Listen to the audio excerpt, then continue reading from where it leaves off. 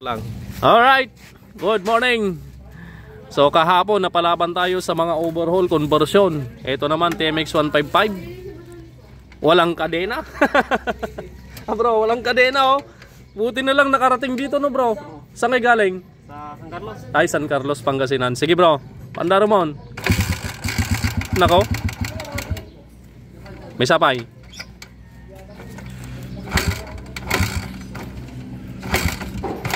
Nauman. Nauman bro. Okay. Oh, tama na. Ayaw na niya talaga. Sige bro, tali ka na, baklasin na natin. Operahan na natin bro. Brother Lito, halika na. Nagpahinga kahapon, hindi mo kami tinulungan eh. Ngayon ikaw naman. Sige. DM mo sila dyan. Akong may kontrata dyan.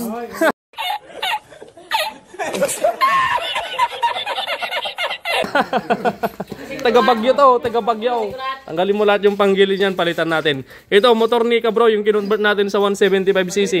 Kaso, yung panggilid na nailagay natin, kwan siya, mapusa.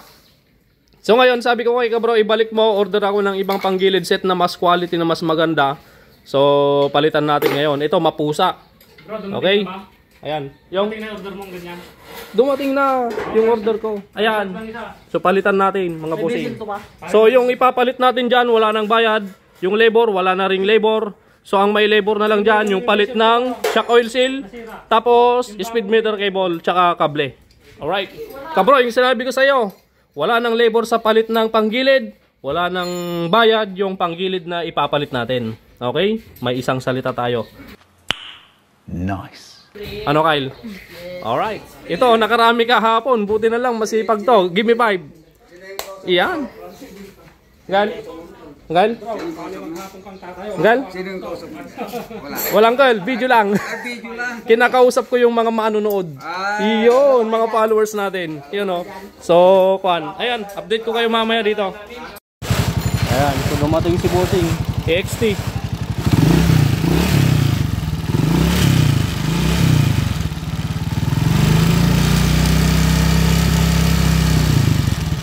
Pang.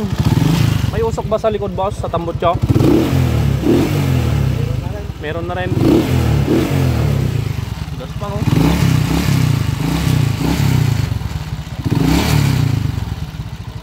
Palamigin muna natin bossing no. Sige boss. Yan. 6.5 hours later.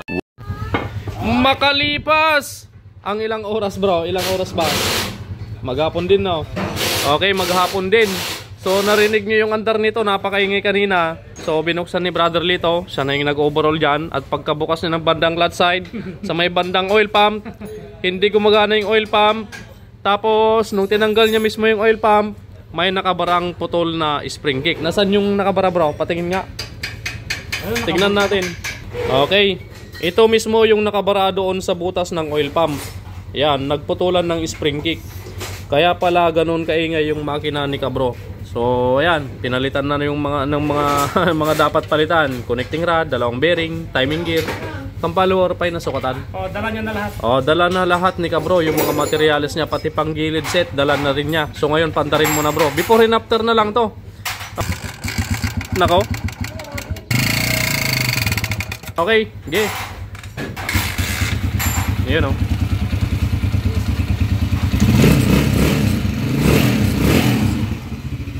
Ayos!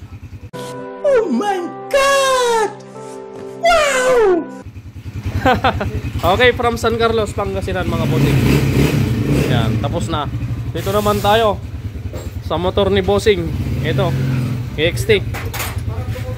Tapos dito naman sa motor SAR Lagitik issue. So ang naging problema nito, valvula at saka tappet screw. So diretso pinalitan na natin ng dalawang valve seal. Ayan o, smooth na ulit yung andar niyang Kyle. Smooth na Kyle? Awan na yung lagitik nan? Hindi. From kuya po, nang Kyle. May atin. So road test ko pa yung Kyle maminsan, tapos tune up ko pa yung maminsan. Okay, agawid danggulan from kuya po. So ni Uncle kanuna, mati kapapatune up natin motor nan. Kakatune up lang, nalagitik manan. So check natin mga bossing. Ang sira dito sa motor niya, valvula tsaka tappet screw.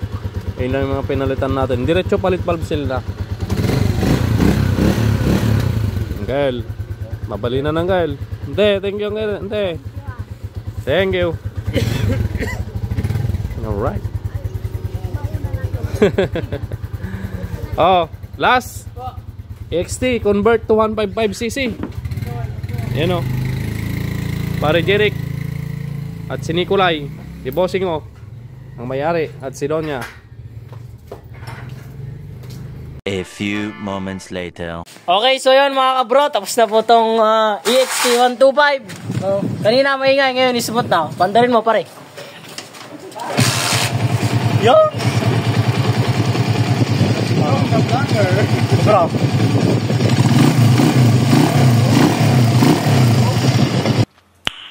Nice.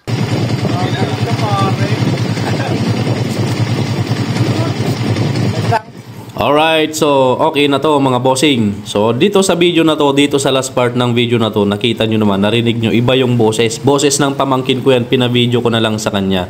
So dahil umalis tayo, may pinuntahan tayo. Ayan, nag-overtime sila dito. So kaya, eto, okay naman na. So far so good, okay na tong motor ni bossing. Yan, from paniki lang to, tong EXT na naka-convert sa 155cc.